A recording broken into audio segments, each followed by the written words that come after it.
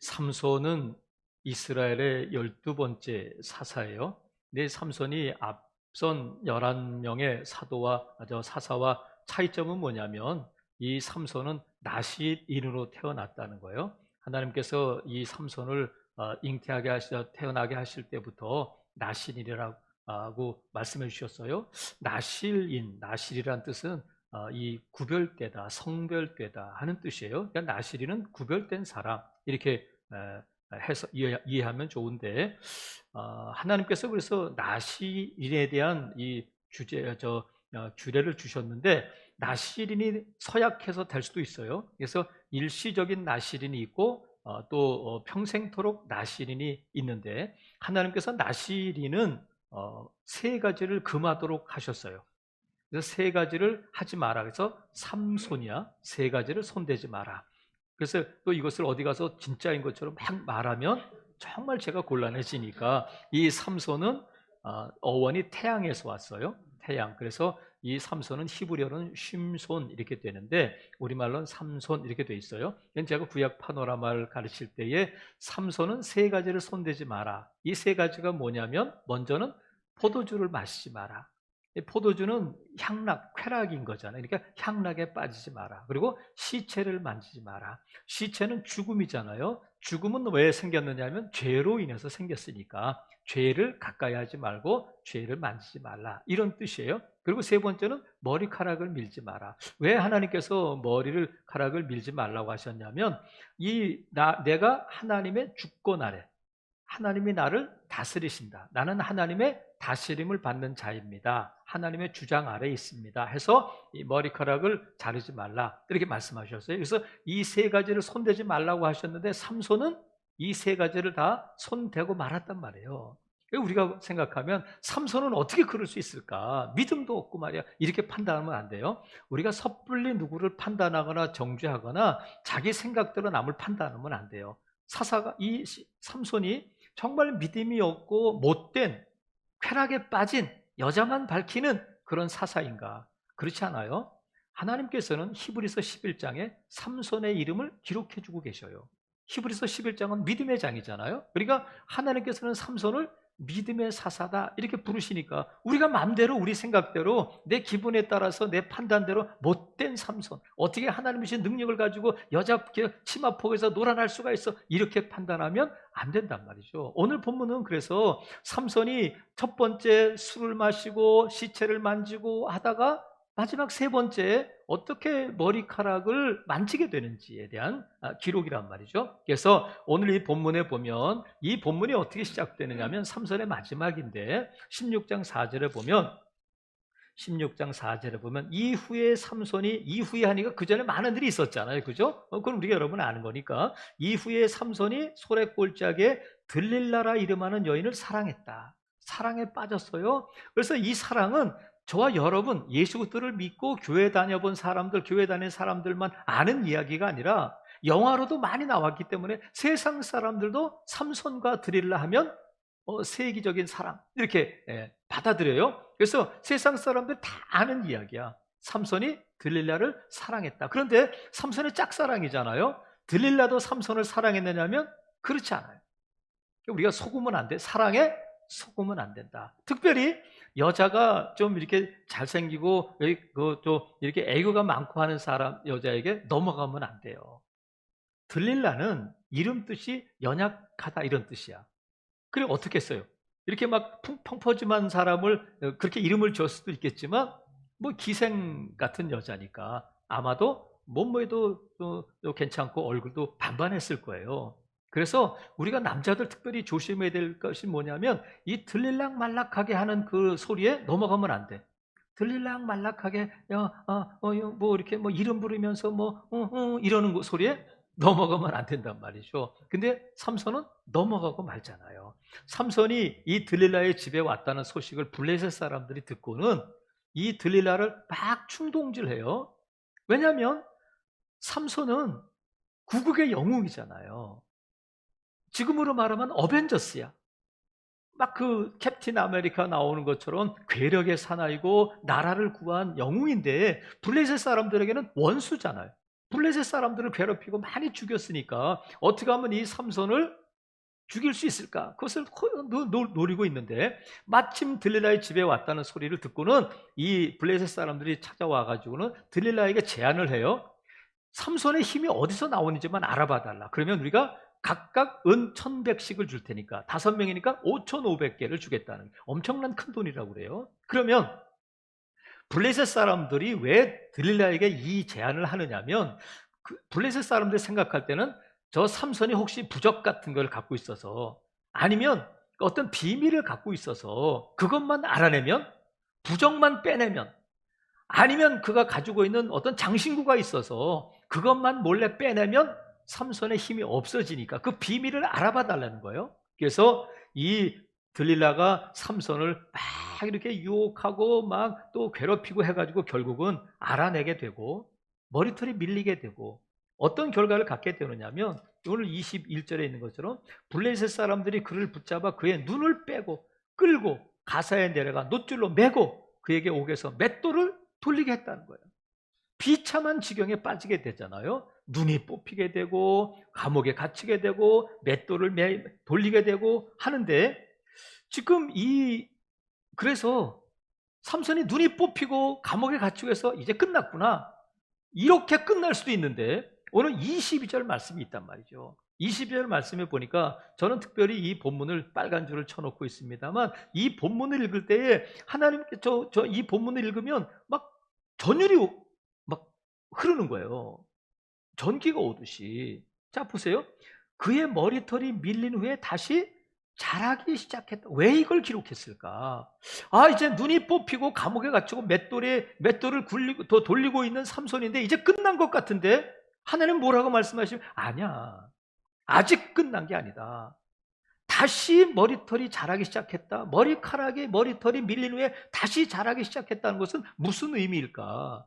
이 본문을 읽을 때 안 끝나나 보네? 그럼 다음에 무슨 일이 생기는 거구나. 그럼 머리털이 자라기 시작했다면 힘이 자라는 거 아닐까? 이런 마음을 갖게 되고 기대를 갖게 되고 긴장감을 갖고 그 다음을 읽게 되는데, 그 다음에 무슨 일이 일어나게 되냐면 23절 보세요. 블레셋 사람의 방백들이 이르되 우리의 신이 우리 원수 삼손을 우리 손에 넘겨주었다 하면서 다곤을 찬양하며 다곤에서 축제를 벌이게 돼요.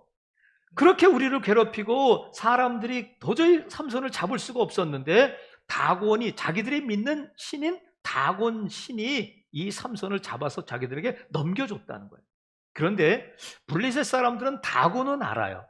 다곤은 이 하반 신이 물고기처럼 생긴 그런 인어공주처럼 생긴 남자 신인데 우상이잖아요.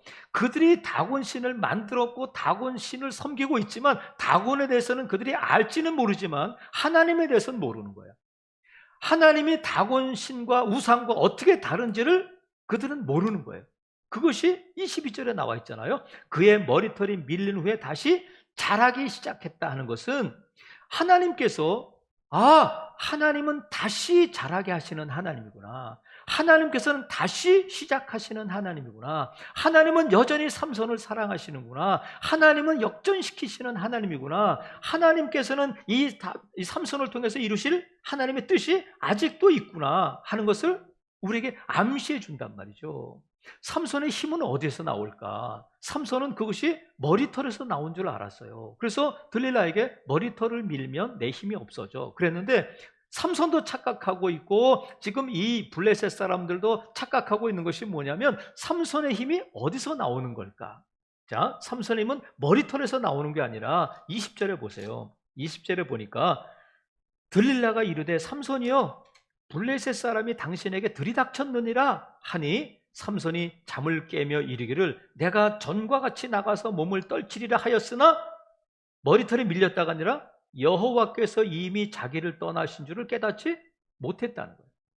그러니까 삼손의 힘은 머리카락에서 나오는 것이라 어디서 온다고요? 하나님이 함께 하시고 하나님으로부터 이 능력이 나온다는 것을 삼손은 잊어서는 안 된단 말이죠. 근데 그것을 잊어버린 거예요. 근데 하나님께서 그 머리털을 자라게 하셨다는 것은, 지금 하나님이 삼손을 떠났다는 것은 삼손을 버리고 삼손을 포기하셨다는 것이 아니라 하나님의 능력이 떠났는데 머리털이 다시 자라기 시작했다는 본문을 통해서 우리가 무엇을 기대하게 되는, 그러면 삼손에게서 능력이 다시 자라는 것이 아닐까. 그런 기대를 갖게 하는 거란 말이죠. 그래서 하나님은 다시 회복시키시고, 다시 역전시키시고, 다시 시작하시고, 여전히 사랑하시고, 한마디로 말하면 살아계신 하나님이다. 다고는 우상이잖아요. 근데 하나님은 살아계신 하나님이다. 여전히 나를 사랑하시고, 여전히 나를 회복시키시고, 여전히 나를 통해서 하나님의 뜻을 이루어 가시는 하나님이시라는 것을 블레셋은 몰랐어요. 하지만 우리는 알고 믿는 하나님이 된단 말이죠. 그래서 하나님은 저와 여러분을 결코 포기하지 아니하시는 살아계신 하나님이신 줄로 믿습니다. 그래서 그럼 오늘 이 본문 22절을 통해서 우리가 많은 것을 생각해보고 많은 교훈을 얻고 많은 은혜를 얻을 수 있겠습니다만, 저는 이 본문을 통해서 우리가 함께 은혜를 나누고자 하는 것이 뭐냐면, 우리가 하나님의 은혜를 누리려면 작은 것을 주목해야 되는구나. 작은 것을 주목해야 되는구나. 이것이 뭐냐면 영적인 민감함이에요. 작은 것을 볼 수 있는 영적인 눈, 그것이 영적인 민감함인데, 왜 그러냐면 22절 보면 그의 머리털이 밀린 후에 다시 자랐다 이렇게 하지 않고 다시 자라기 어떻게 했다고요? 시작했다는 거야. 그러니까 머리털이 자랄 때에 하루아침에 10cm씩 자라진 않잖아요. 나는 몰라, 느끼지도 못해요. 근데 한 달 지나고 보름 지나다 보면 머리털이 자랐네? 그런단 말이죠. 여러분, 자기 머리털이 자라는 것을 보고 느끼는 사람이 어디 있겠어요? 하지만 하나님 뭐라고 말씀하시냐면 머리털이 밀린 후에 다시 자라기 시작했다. 하나님이 그 일을 하신단 말이죠. 그래서 우리가 이 머리털이 보이지 않고 자라는 것이 보이지 않지만 하나님께서 저와 여러분 안에 자라게 하시는 것이 있다는 것을 믿어야 돼요. 그래서 이 보이지 않는 작은 것을 주목할 수 있어야 되는데, 그것이 영적인 민감함이란 말이죠. 제가 합신 다닐 때 전에도 말씀드렸습니다만, 합신에 이제 기숙사에 있었는데, 기숙사에 뭐가 있냐면 매점이 있어요. 작은 매점이 있는데 무인 매점이야. 무인 판매돼요. 그래서 필요한 걸 사고 필요한 돈을 배에 넣는 건데, 넣고 또 잔돈 찾아가고 그러는 건데, 거기에 물건을 이렇게 진열하고 또 돈을 관리하는 자매가 있었는데, 그 자매가 장애가 있어요. 심한 장애가 있어 잘 걷지를 못해요. 그래서 어떤 전통이 있느냐면, 전도사들 가운데 신학생들 가운데 차가 있는 사람이 그 자매를 퇴근할 때 태워다 주는 거예요. 그 어머님은 권사로 저 식당에서 주방에서 이제 봉사하시는 분이었는데, 저도 이제 차가 있으니까 그 자매를 태워다 주는 일을 했는데 물어봤어요. 태어날 때부터 장애가 있었습니까? 그랬더니 아니라는 거예요. 6살 때 길을 가다가 이 신호를 지키지 않는 버스에 치여서 응급실에 실려갔다는 거예요. 근데 6살짜리가 버스에 치였으니까 그건 죽은 거잖아요.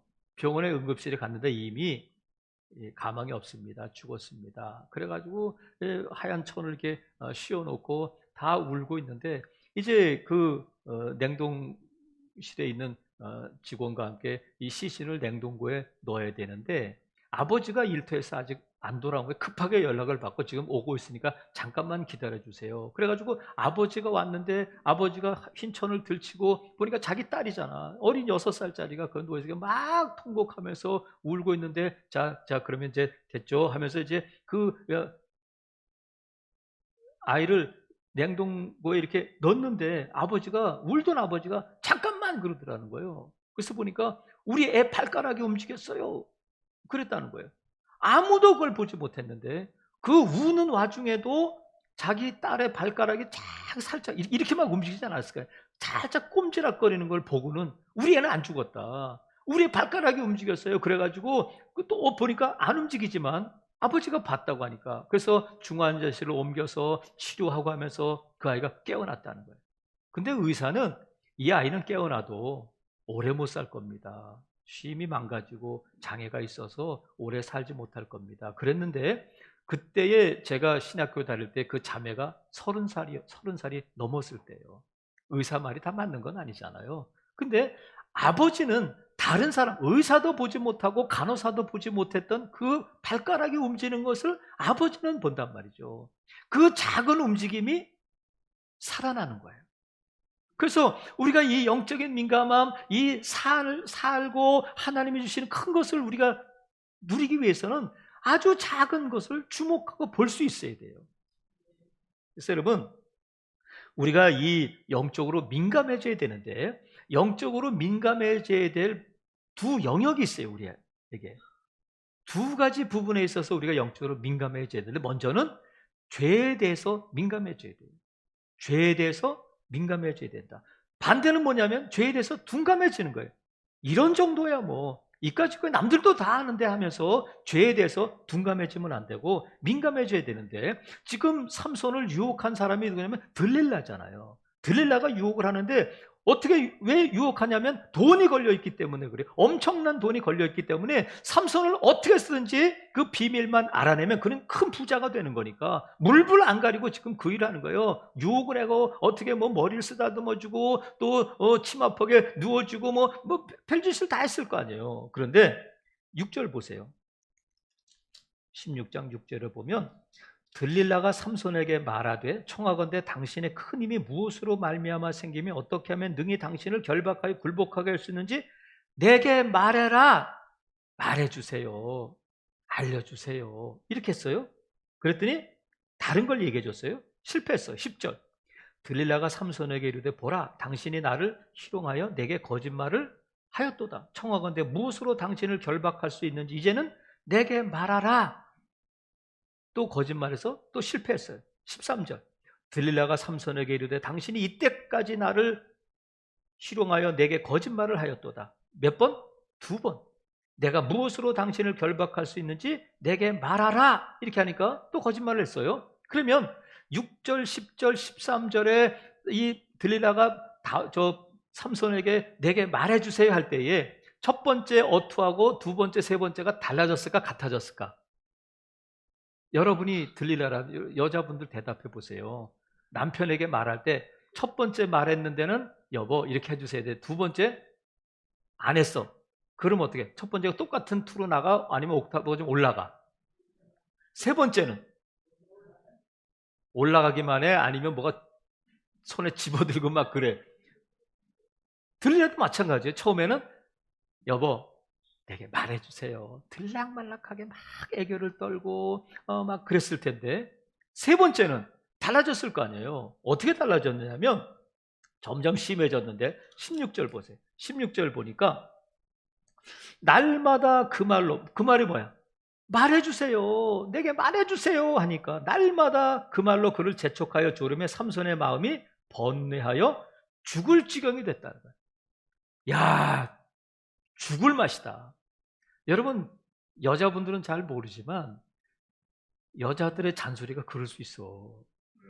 남자들이 죽을 맛이라는 걸 여러분 이해해 주시기를 바라요. 죽을 맛이다. 그러니까 삼손이 어떻게 해? 알려주잖아. 죽을 맛이다. 그런데 여러분 보세요. 결국은 삼손은 3번은 거짓말을 하잖아요. 그러니까 삼손은 지금 농담을 하는 거야. 들릴라를 가지고 노는 거예요. 활줄로 하면 돼, 새 밧줄로 하면 돼, 뭐 이렇게 하면서 내 머리를 묶으면 돼, 이렇게 하면서 거짓말을 가르쳐줘 가지고 지금 장난삼아 그러고 있지만 그 장난이 어떻게 되냐면 자기를 죽음으로 몰아가는 거예요. 이게 죄의 권세예요. 여러분, 그래서 삼손이 생각할 때는 별거 아닌데 뭐 이런 건 뭐 알려줘도 되지 하지만 죄는 별거 아닌 죄는 없어요. 아주 대수롭지 않은 죄는 없어요. 죄는 다 심각한 거예요. 세상 사람들이 다 해도 이 정도야 뭐 이까짓 것까지고 뭐 이게 뭐 이건 죄도 아니잖아. 이런 죄는 없어요. 죄는 죄다. 큰 죄, 작은 죄가 있고 심각한 죄, 덜 심각한 죄가 있는 것이 아니라 죄는 죄라는 것을 인식해야 돼요. 그래서 예수 그리스도를 믿으면 죄가 아니었던 것이 죄로 보이기 시작하고 죄로 느껴지기 시작하고 그때부터 양심에 찔림이 오고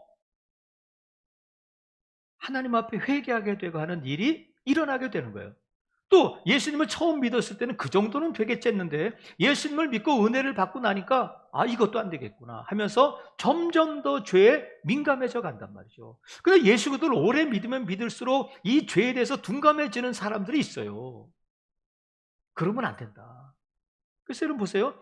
이 죄에 민감해지려면 어떻게 되냐면 들릴라가 여보, 당신의 힘이 어디서 나오는 거예요? 나한테만 살짝 얘기해 주세요. 그랬을 때 삼손이 어떤 반응을 보여야 되냐면 당신이 그걸 알아서 뭐해? 관심 꺼! 이렇게 했어야 돼요. 접근도 못하도록. 그런데 농담 삼아 사랑한다고 하다가 이 죄에 붙잡히게 되고 결국은 자기 죽음의 자리로 나가게 된단 말이죠. 그래서 여러분, 하나님께서 솔로몬을 통해서 아가서에 보면 우리 포도원을 허무는 작은 여우를 잡자.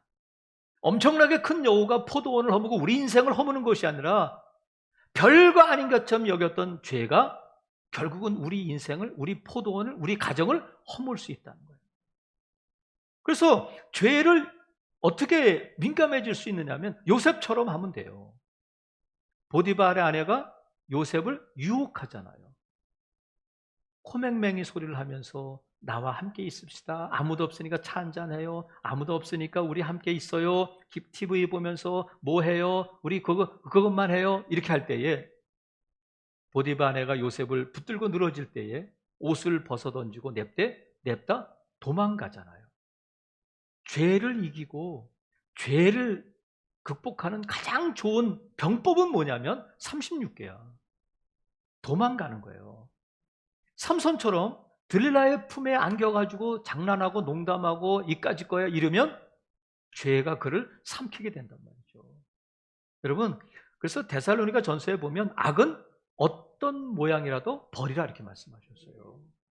그러니까 여러분이 이까짓 거 별거 아닌 거 남들도 다 아는데 딱 한 번인데 이런 죄 유혹의 속삭임에 넘어가지 않기를 바랍니다. 그래서 우리 영적으로 민감해져야 될 부분은 뭐냐면 죄에 대해서 민감해져야 된다. 그러지 않으면 이 작은 사소한 죄가 우리의 인생을, 우리의 삶을 송두리째 무너뜨리게 된단 말이죠.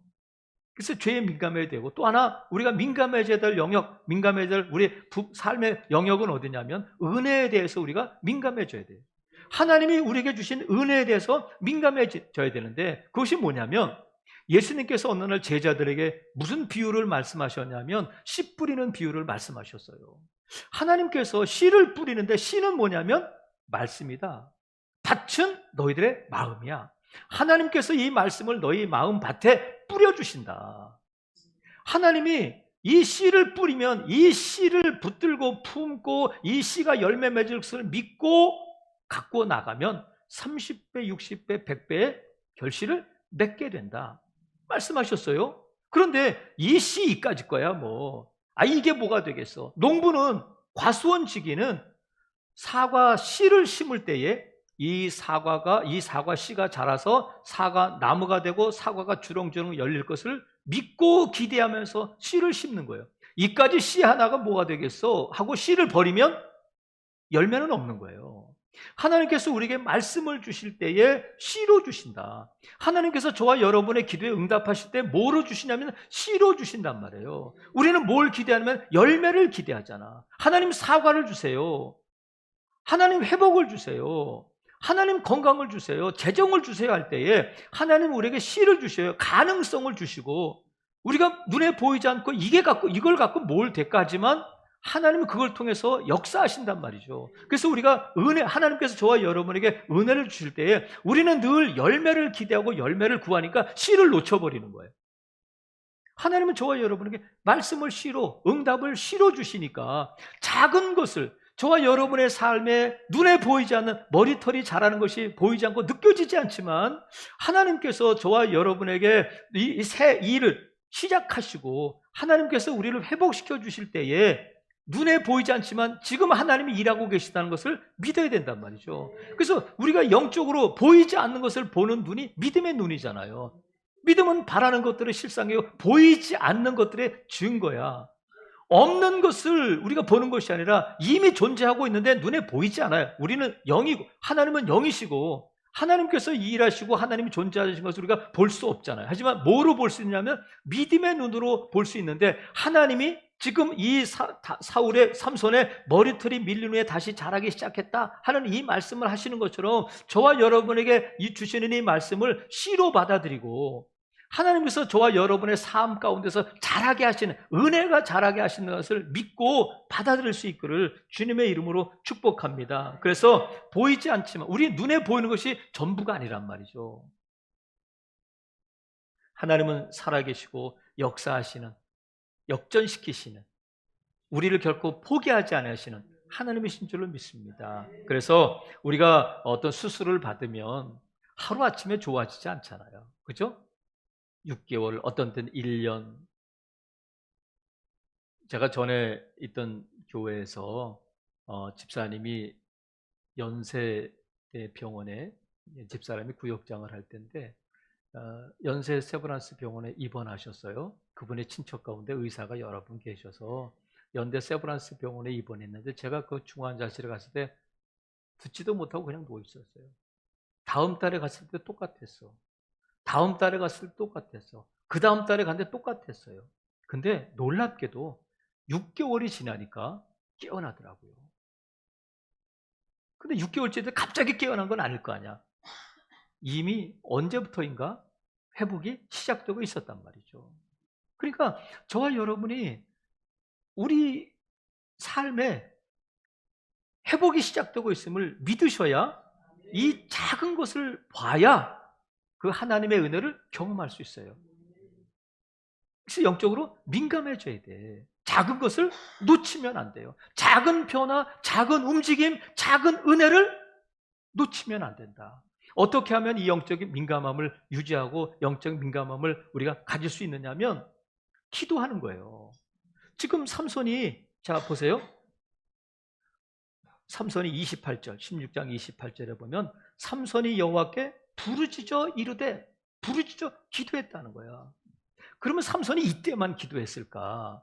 자, 우리 21절 본 것처럼 블레셋 사람들이 그를 붙잡아 그의 눈을 빼고 끌고 가사에 내려가 놋줄로 매고 그에게 오게 해서 맷돌을 돌리겠는데 눈이 뽑혀서 안 보이잖아요. 삼손이 눈이 뽑혀서 끌려갈 때 무슨 생각을 했을까? 여러분이 삼손이라면 어떻게 했어요? 얼마나 많이 후회하고 하나님께 회개했을까? 하나님, 제 능력인 줄 알았어요. 하나님, 제가 그러면 안 되는데 하나님 이렇게 또 죄를 지었습니다. 하나님이 그렇게 말씀하셨는데 하면서 그때 이미 회개하고 계속 기도하지 않았겠어요? 맷돌 돌리면서도, 감옥에 있으면서도 하나님 한 번만 기회를 주세요. 하나님, 제가 사사로서 이렇게 죽을 수는 없습니다. 그렇게 기도하지 않았을까? 그럴 때에 하나님께서 그의 머리털이 자라기 시작했다는 것을 삼손이 알게 되지 않았을까? 하나님께서 그에게 역사하여 주셔서 이 삼손이 살아있을 때보다 죽을 때 더 많은 사람들을 죽였다는 거예요. 사사로서의 사명을 감당했다는 거야. 사랑하시는 성도 여러분, 우리가 기도할 때에 우리의 영적인 민감함이 살아나게 될 줄로 믿으시기를 바랍니다.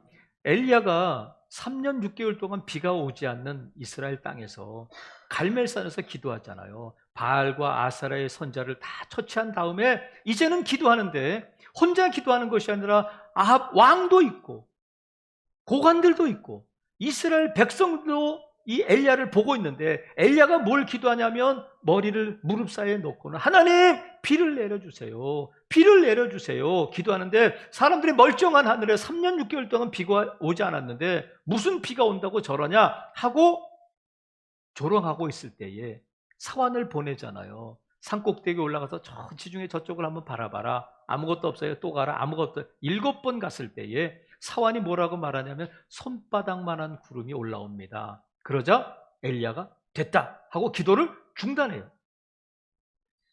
왜냐하면 엘리야는 저 손바닥만한 구름이 큰 비가 될 것을 믿고 그것을 응답으로 받아들인 거예요. 그럼 보세요. 엘리야가 하나님 비를 주세요. 손바닥만 구름 안 돼. 저거 가지고 비가 안 되니까 하나님 비를 내려주세요. 계속 기도했다면 무슨 일이 일어났을까? 비가 왔을까요? 안 왔을까요? 비는 왔지만 큰 사고를 겪었을 거예요. 이스라엘은 우리와는 달라요. 우리는 한 시간에 100mm, 200mm 비가 와도 좀 피해가 있을 뿐이지만 이스라엘은 한 시간에 만약 50mm 정도의 비가 온다면 큰 산사태가 나고 막 강을 이룬다고 그래요. 그렇기 때문에 만약에 이 아합 왕과 갈멜산에 있는 사람들이 내려오지 않았으면 큰 사고를 당했을 거다. 죽거나 부상당하거나 여러 가지 사고를 당했을 텐데 엘리야는 뭐라고 말하냐면 자, 더 기도해야 돼. 비가 올 때까지 기도해야지. 우리는 뭘 기대해요? 비가 오기를 기대하잖아. 그걸 응답이라고 보잖아요. 하나님, 비를 내려주세요. 손바닥만 그럼 아니야, 기도해야 돼. 근데 기도할 때가 있고 내려갈 때가 있단 말이죠. 영적으로 민감하지 못하면 계속해서 손바닥만한 구름을 보지 못하면 계속해서 기도하다가 낭패 은혜를 온전히 누리지 못하게 돼요. 여러분, 그래서 영적으로 민감해지고 기도해야 될 이유가 뭐냐면 하나님이 주신 은혜를 누릴 수 있기 때문에 그래요. 그럼 보세요. 엘리야가 사환을 7번 보내잖아요. 근데 7번 갔을 때에 손바닥만한 구름이 떠오르기 시작했어요. 그러면 갑자기 손바닥만한 구름이 생겼을까? 아니면 손톱만한 구름, 더 안 보이던 구름이 이미 시작되고 있었을까? 그의 머리털이 밀린 후에 다시 자라기 시작했던 것처럼 7번째 손바닥만한 구름을 보기 전에 이미 수증기가 모이고 구름이 시작되고 있었다. 우리 눈에 보이지 않았을 뿐이지 손톱만한 구름도 그거보다 더 작은 구름도 이미 시작되고 있었단 말이죠. 그래서 우리가 작은 것을 주목할 수 있어야 돼. 이 영적인 민감함을 갖고 있어야 우리가 하나님이 주신 은혜를 온전히 누리고 그 다음을 준비할 수 있어요. 하나님 비를 주세요 했으면 비를 주실 것을 믿고 우리가 농사를 준비하고 밭을 갈고 준비해야 그 은혜를 온전히 누릴 수 있는 것처럼 영적으로 둔감하면 하나님 우리에게 씨를 주신다고 그랬잖아요. 머리털이 자라갈 때 갑자기 자라지 않아요. 보이지 않게 자라지만 머리털은 결국은 자라게 된다. 하나님께서 저와 여러분에게 은혜를 주시고 응답을 주실 때에 작은 것을 주시고 작은 것에서부터 시작된다. 그래서 우리가 저와 여러분이 하나님 앞에 기도했으면 민감해지는 거예요. 우리가 큰 비가 없어도 우리는 소나기를 기대하지만 하나님은 작은 눈에 보이지 않는 이미 시작하시고 이미 자라게 하시고 이미 역사하신다는 것을 믿으셔야 돼요. 그게 영적으로 민감해지는 거란 말이죠. 그래서 여러분, 하나님께서 저와 여러분에게 응답하실 때에 영적으로 기도하면서 민감해질 때 그 응답을 응답으로 받아들일 수 있고 기도 이후에 하나님이 주신 은혜를 온전히 누릴 수가 있단 말이죠. 중국에는 많은 대나무가 있는데 우리나라에도 그렇습니다만 어느 한 극동 지방에 그 지방에 가면 모소 대나무라고 하는 대나무가 자란다고 그래요. 근데 모소 대나무는 제가 찾아보니까 주걱도 만들고 또 이렇게 칫솔도 만들고 그랬더라고요.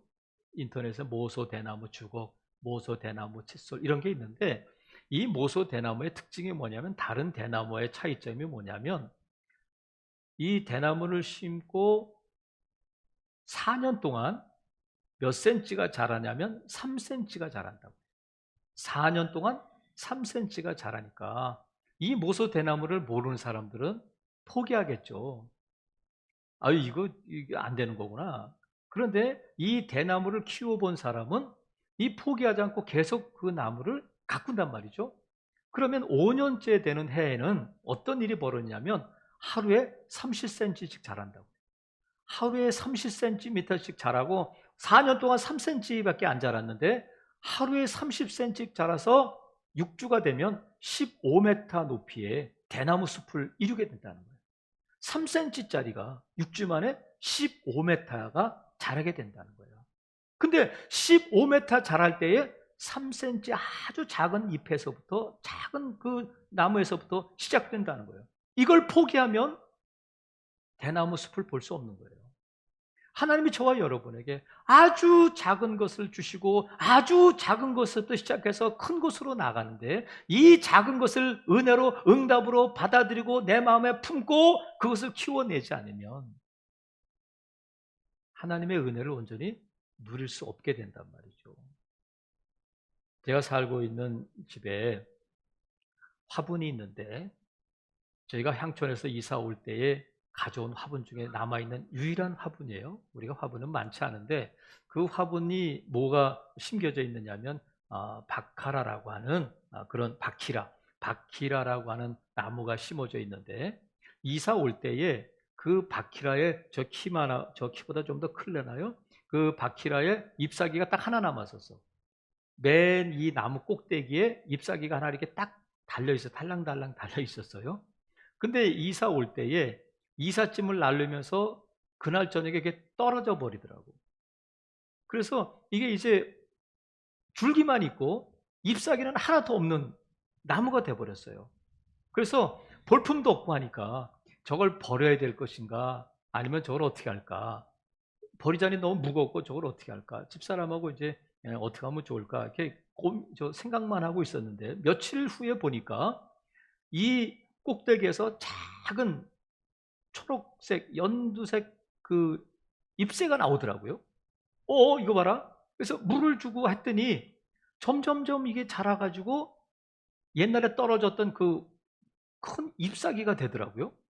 하나가 딱 달렸어. 근데 며칠 지나니까 또 잎이 나오면서 또 잎이 생기고 또 잎이 생기고 해서 지금은 아주 풍성한 나무가 됐어요. 만약에 그때 야 이거 볼품 없으니까 이 나무 죽었으니까 버리자 해서 버렸다면 그 나무의 생명력을 그 풍성함을 보지 못했을 거예요. 사랑하시는 성도 여러분, 이 기도를 버리지 않기를 바라요. 여러분의 기대를 버리지 않기를 바랍니다. 여러분의 기다림을 버리지 않기를 바랍니다. 지금은 비록 볼품없는 것 같고 지금은 비록 아무것도 아닌 것 같지만 하나님은 그것을 통해서 역사하신단 말이죠. 그래서 남편을 위해서, 자녀들을 위해서, 여러분의 무언가를 건강을 위해서 기도했다면 아주 작은 것에 우리 남편이 매일 술 마시고 12시에 들어왔는데 11시 50분에 들어왔다면 하나님이 일하시는구나. 이 왼수에 하지 말고 그때부터 하나님이 변화시켜 주기를 기대하고 남편에게 더 잘해주면 남편이 변화된단 말이죠. 매일 술 마시던 남편이 한 달에 한 번 안 마시고 들어온 날이 있다면 하나님이 일하시는구나 하고 그 작은 것에 주목할 수 있어야 돼요. 계속해서 이 왼수야 하나님 내 기도를 왜 안 들어주실까? 하나님께서는 내 기도에 귀 기울이지 않으니까 하나님은 살아계신가? 불평하고 원망하고 낙심하지 말고 내 삶에서 일어나는 작은 변화, 작은 움직임을 주목해서 보라. 우리 자녀들을 위해서 기도했다면 그의 말이 어떻게 달라지는지, 그가 아침에 일어날 때 어떻게 일어나는지, 깨워도 안 일어나는 아들이 어느 날 일어났다면 아이고 아들 지난밤에 무슨 일이 있었어? 이러지 말고 하나님이 역사하시는구나, 하나님이 일하시기 시작하는구나. 여러분 그 작은 것을 은혜로 받아들일 수 있기를 바랍니다. 작은 것에 주목할 때에 하나님께서 주시는 큰 은혜를 누릴 수가 있게 된단 말이죠. 그래서 우리가 이 코로나19 이 시대를 지나면서 3주 동안 살펴봤잖아요. 하나님이 이 코로나19 이 광야 같은 세상을 지나게 하시는데 코로나19가 이렇게 오래 갈 줄 누가 알았겠어요. 곧 끝납니다. 곧 끝날 거예요. 그래서 희망 섞인 말을 했지만 지금까지 왔어요. 백신 맞으면 될 줄 알았는데 또 변이가 생기고 또 무슨 변이가 생기고 또 맞아야 된다 이러고 있단 말이죠. 언제 끝날까? 하지만 우리가 지난 3주 동안 살펴본 것처럼 광야를 지나는 이스라엘 백성들에게 하나님께서 뭘 말씀하신 마침내 내게 복을 주려 하십니다. 그런데 복이 광야에서 갑자기 생기는 것이, 가나안 땅에서 갑자기 생기는 것이 아니라 하나님은 이미 그 복을 준비해 주셨다는 거예요. 코로나19를 통해서도 하나님은 과연 계신가? 이렇게 교회가 무기력하고 세상의 이 기도에 대해서 하나님에 대해서 조롱하고 있는 이때에 하나님이 짠 나타나셔서 내가 하나님이야? 나는 살아있어? 내가 코로나19 물러가게 해줄게? 하신다면 얼마나 좋을까?